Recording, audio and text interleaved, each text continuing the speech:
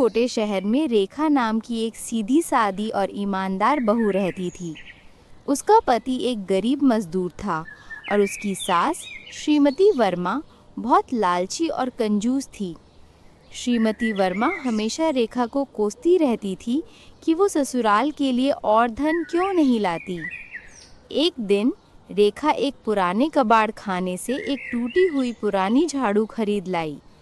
वो झाड़ू बाकियों से अलग थी। उसके डंडे पर एक पुराना फीका पड़ चुका नक्श यानी चिन्ह बना था। जब रेखा ने उस झाड़ू से आंगन साफ किया और फुसफुसाते हुए कहा, काश मेरे पास थोड़ी खुशी होती, तो झाड़ू ने जोर से छन छन की आवाज़ की और आंगन में छोटे छोटे चांदी के सिक्के बिखर गए। रेखा हैरान रह गई। ये एक जादुई झाड़ू थी जो केवल एक ही बार एक ही इच्छा के साथ थोड़ा सा धन देती थी, बशर्ते वो इच्छा सच्ची और छोटी हो।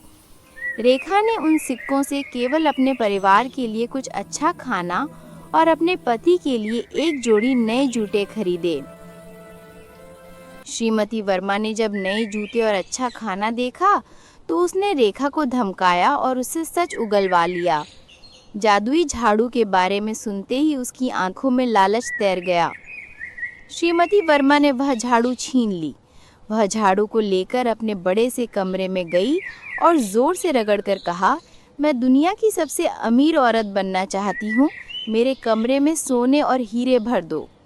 झाड़ू ने ज़ोर से छन छन की आवाज़ की, लेकिन अगली ही पल कमरे में सोने हीरे नहीं बल्कि चारों तरफ से ढेरों पुराने फटे हुए कागज़ और रद्दी के सामान की बारिश होने लगी। इतना कूड़ा जमा हो गया कि श्रीमती वर्मा उसमें लगभग दब गईं। जादुई झाड़ू ने केवल उनके कमरे को उनकी सबसे बड़ी इच्छा असीम लालच से भर दिया, लेकिन धन से नहीं। श्रीमती वर्मा जैसे तैसे कूड़े के ढेर से बाहर निकली।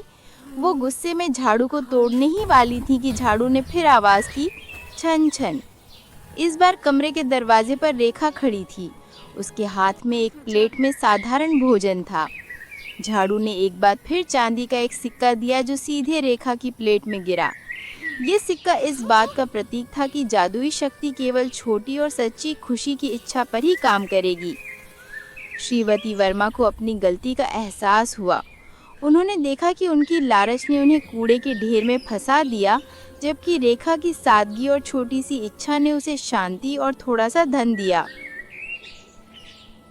श्रीमती वर्मा ने शर्मिंदा होकर रेखा से माफ़ी मांगी।